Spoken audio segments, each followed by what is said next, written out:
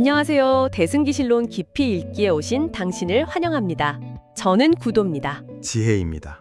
저희가 지난 시간에는 마음의 본질, 그 체대에 대해 이야기했잖아요.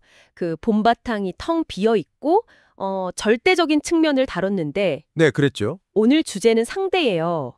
지난번에 비어 있음과는 완전히 반대로 모습, 가득 참, 이런 걸 얘기하는 것 같아서요.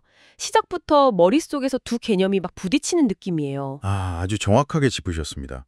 사실 오늘 다룰 내용의 가장 큰 묘미가 바로 그 지점이에요. 그런가요? 네, 텅 비어있다는 공과 가득 차 있다는 불공, 이 모순처럼 보이는 두 가지 진실이 어떻게 하나의 마음 안에 같이 있는가, 그걸 이해하는 거거든요. 와, 어렵네요. 오늘의 핵심 원문을 먼저 한번 들어보시죠.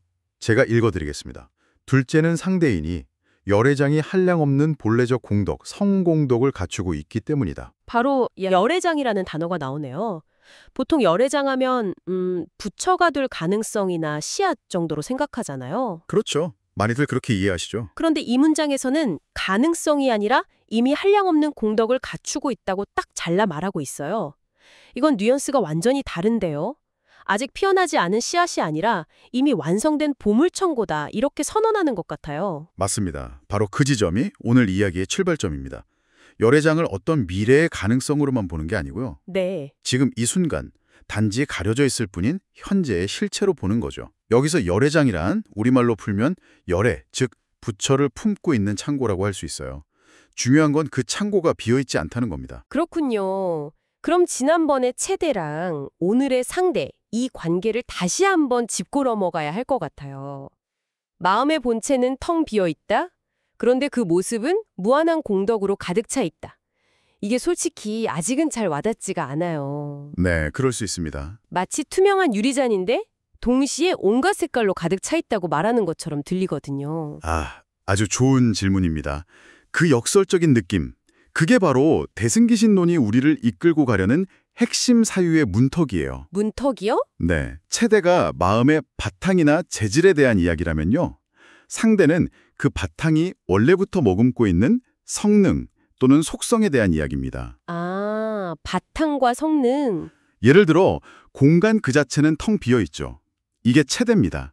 하지만 그 텅 빈 공간이 있기 때문에 무한한 모든 것을 담을 수 있잖아요. 그렇죠. 그 안에서 모든 활동이 일어나고요.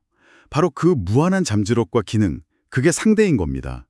비어있기 때문에 오히려 모든 것으로 가득 찰 수 있는 거죠. 아, 비어있음과 가득 차 있음이 서로 반대되는 개념이 아니라 비어있음이 오히려 가득 참의 전제 조건이 된다는 말씀이시군요. 조금씩 실마리가 풀리는 것 같습니다. 네, 맞습니다. 그럼 그 보물창고, 그 무한한 성능이라는 상대에 대해서 원효 스님은 어떻게 구체적으로 설명하셨는지 궁금해요. 원효 스님은 이 짧은 한 구절을 세 부분으로 나눠서 아주 체계적으로 풀어내십니다. 세 부분이요? 네, 첫째, 이 보물창고의 주인, 즉 주체는 열애장이다. 둘째, 그 내용물은 한량없는 본래적 공덕이다. 그리고 셋째, 이 사실이 우리에게 어떤 의미를 주는가? 네. 먼저 주체인 열애장부터 살펴보죠. 네. 아까 말씀하신 구차를 품고 있는 창고. 그렇습니다. 그런데 원효 스님은 이 열애장이 지금 어떤 상태에 있는지를 명확히 짚어주세요. 어떤 상태인데요? 바로 무명, 즉 진리를 모르는 어둠과 번뇌라는 먼지에 뒤덮여서 가려진 상태라는 겁니다. 아, 먼지에 덮여 있다. 하지만 가장 중요한 사실은요. 먼지에 덮여 있다고 해서 그 안에 있는 보물의 가치가 단 하나도 손상되지 않았다는 점입니다. 와. 그래서 이걸 불공 열애장이라고 불러요. 불공, 즉 텅 비어있지 않은 열애장이라는 뜻이죠. 흙더미 속에 묻혀있는 다이아몬드 원석 같은 느낌이네요. 겉은 그냥 돌멩이 같아도 그 본질은 변하지 않는 것처럼요. 정확합니다. 그런데 솔직히 이런 설명이 조금 위험하게 들릴 수도 있겠다 이런 생각도 들어요. 어떤 점에서요? 나는 본래 완벽하고 대단한 존재다라는 생각이 현실에서 마주하는 내 부족함이나 문제를 외면하게 만드는 어떤 자기 합리화의 도구가 될 수도 있지 않을까요? 노력을 게을리하게 만들 수도 있고요. 굉장히 날카로운 지적이십니다. 실제로 많은 수행자들이 경계하는 지점이기도 하고요. 아, 정말요? 네. 그래서 원효 스님도 그 점을 놓치지 않으셨습니다. 그래서 두 번째 해설, 그 내용물인 구종 무량성 공덕에 대한 설명이 중요해지는 겁니다. 구종 무량성 공덕. 네, 이 구절을 하나씩 뜯어보죠. 네, 그 보물창고의 내용물 리스트를 보는 기분이겠네요. 먼저 구족입니다. 이건 우리말로 하면 완벽하게 다 갖추어져 있다. 요즘 말로 하면 풀옵션에 가까워요. 아, 풀옵션. 그거 확 와닿네요. 그렇죠. 뭔가를 밖에서 가져와서 채워 넣어야 하는 그런 결핍된 상태가 아니라 처음부터 모든 것이 완벽하게 내재된 상태라는 선언입니다. 네네. 다음은 무량입니다. 말 그대로 헤아릴 수 없이 많다는 뜻이죠. 겐지스강의 모래알수에 비유될 정도로 그 공덕의 양과 종류가 무한하다는 의미고요. 무한하다. 그리고 가장 핵심적인 단어가 바로 성공덕입니다. 성공덕. 본성의 공덕이라는 뜻인가요? 정확합니다. 여기서 성이라는 글자가 아주 중요해요. 이건 우리가 노력을 하거나 수행을 해서 후천적으로 만들어내는 그런 공덕이 아니고요. 아, 닦아가 만드는 게 아니라. 그렇죠. 본래부터 우리 본성에 갖추어져 있는 고유의 능력이라는 의미입니다. 우리가 애써서 착해지려고 노력해서 얻는 성품이 아니라 이미 우리 존재의 기본값, 디폴트 값이라는 거죠. 기본값이요? 와, 이건 좀 충격적인데요? 보통은 선한 일을 해서 포인트를 쌓듯이 공덕을 쌓는다고 생각하는데 그게 아니라 이미 말렙 계정으로 시작한다는 이야기처럼 들려요. 하하, 비유가 재밌네요. 구체적으로 어떤 공덕들이 기본값으로 설정되어 있나요? 원효 스님은 몇 가지 대표적인 예를 드십니다. 첫째는 대지혜 광명, 대지혜 광명. 세상을 있는 그대로 깨트려보는 지혜의 빛입니다. 둘째는 변조법계, 온 세상을 차별 없이 평등하게 비추는 속성이죠. 네. 셋째는 자성청정심, 그 본성 자체가 어떤 더러운 것에도 물들지 않는 맑고 깨끗한 마음이고요. 마지막으로 열반의 4가지 덕목인 상락아정, 상락아정. 네, 영원하고 즐거우며 참된 나로서 깨끗한 상태를 말합니다. 이 모든 것이 이미 우리 안에 완벽하게 갖추어져 있다는 겁니다. 정말 대단한 스펙이네요. 그런데 지혜광명이니 자성청정시민이 하는 이런 거창한 말을 들으면 솔직히 더 위축되는 기분도 들어요. 아, 왜요? 출근길 만원 지하철에서 짜증내고 사소한 일에 상처받는 제 모습이랑은 너무 거리가 멀게 느껴지거든요. 이 엄청난 내면의 보물이랑 이 비루한 현실 사이의 간극을 어떻게 받아들여야 할까요? 바로 그 간극 때문에 절망하고 포기하지 않도록 원효 스님께서 3번째 의미를 설명하십니다. 3번째 의미요? 이 상대의 가르침이 왜 희망의 근거가 되는가? 그게 바로 신수가득이라는 4글자에 담겨 있습니다. 신수가득. 어떤 뜻인가요? 믿고 닦으면 얻을 수 있다는 뜻입니다.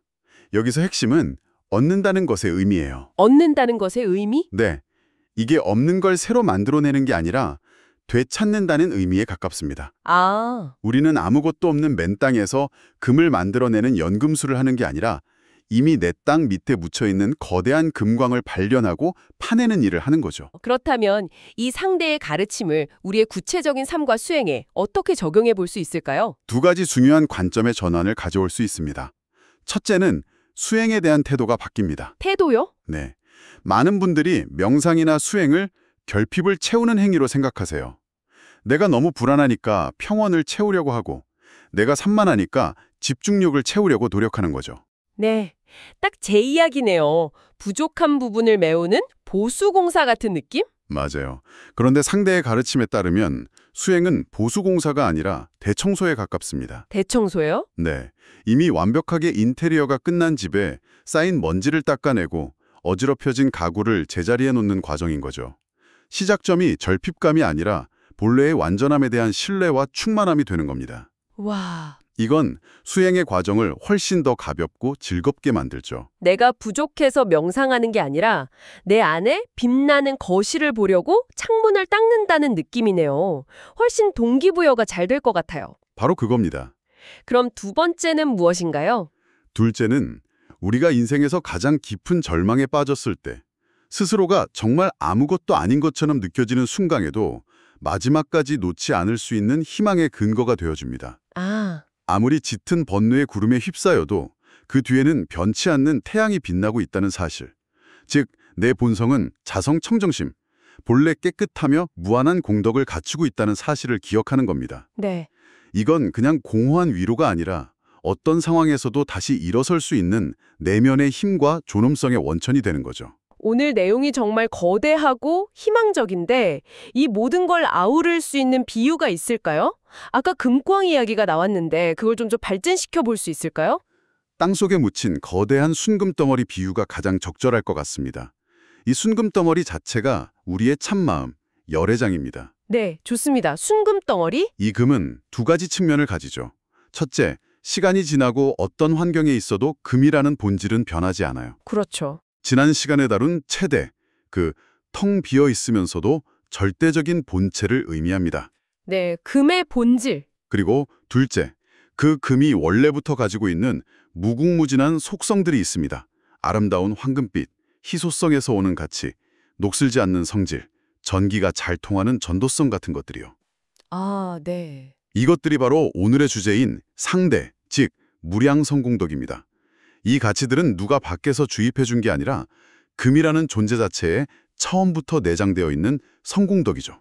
아, 캐내기 전부터 이미 그 모든 가치가 구족, 그러니까 풀옵션으로 들어있었다는 말이군요. 바로 그겁니다.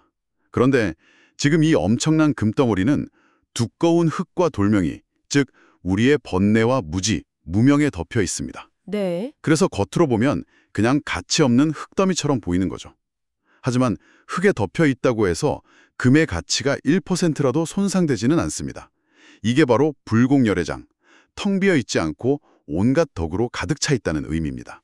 여기서 아까 제가 던졌던 질문이 다시 떠오르네요. 실제 금이라면 흙이랑 금이 명확히 구분되잖아요. 네, 그렇죠. 그런데 우리 마음의 번뇌라는 흙이랑 본성이라는 금은 완전히 뒤섞여 있는 것처럼 느껴지거든요. 이걸 어떻게 구분해서 흙만 걷어낼 수 있을까요? 아, 비유의 한계와 본질을 정확히 짚어주셨습니다. 그래서 수행이 필요한 겁니다. 아하. 흙과 금이 뒤섞인 흙더미를 물에 넣고 계속 흔들고 걸러내는 과정, 정련 과정이 필요한 거죠. 네네. 무거운 금은 아래로 가라앉고 가벼운 흙은 씻겨나가는 것처럼 명상과 지혜의 관찰을 통해 번뇌와 본성을 분리해내는 겁니다. 그리고 저 흙더미 속에 틀림없이 금이 있다. 포기하지 않고 파내기만 하면 된다고 굳게 믿는 것. 네. 이대 신수가득의 믿음이고요. 땅을 파고 물로 씻어내는 모든 행위가 바로 수행인 셈입니다. 와, 정말 명쾌한 비유입니다. 우리는 가치 없는 흙더미가 아니라 아직 발견되지 않은 금광이었네요. 그렇습니다. 자, 그럼 오늘 나눈 이 희망적인 이야기의 핵심을 다시 한번 정리해 볼까요? 네, 세 가지로 요약할 수 있습니다. 첫째, 우리 마음은 텅 빈 공간이 아니라 불공열애장, 즉 이미 온갖 보물로 가득 찬 창고입니다. 결국 비어있지 않습니다. 둘째, 그 보물들, 즉 성공덕은 밖에서 구해야 할 아이템이 아니라 처음부터 완벽하게 갖춰진 내장형, 빌트인 자산입니다. 당신은 이미 모든 것을 가지고 있습니다. 셋째, 이 사실이 바로 절망하지 않을 이유이자 희망의 근거, 신수가득입니다. 수행은 없는 것을 만들어내는 고행이 아니라 이미 가진 보물을 되찾는 즐거운 발견의 여정이라는 믿음을 줍니다. 오늘 나눈 이야기 중에 청취자분들이 단 하나만 가슴에 품고 갔으면 하는 문장이 있다면 무엇일까요? 이것 하나만 기억하셨으면 합니다. 당신은 무언가가 부족하거나 결핍된 존재가 아니라 잠시 먼지에 덮여있을 뿐인 본래 완전하고 눈부신 존재라는 사실입니다. 감사합니다.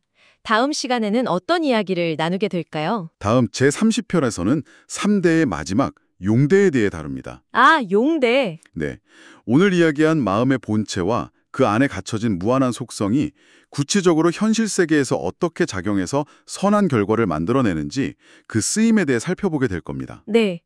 이론이 어떻게 실천으로 이어지는지를 보게 되는 아주 흥미로운 시간이 될 겁니다. 이론과 현실을 잇는 달이라니 벌써부터 기대가 됩니다. 오늘 이야기를 들으신 당신께 작은 질문 하나를 남기며 마무리하고 싶습니다. 네, 어떤 질문인가요? 수액이나 성장이라는 무거운 단어는 잠시 내려놓고요. 오늘 하루 내 안에 이미 숨겨져 있는 좋은 점은 무엇일까? 하고 마치 숨은 그림 찾기를 하듯 즐거운 마음으로 자신을 들여다보는 시간을 가져보는 것은 어떨까요? 오늘 깊은 통찰 나눠주셔서 감사합니다. 감사합니다.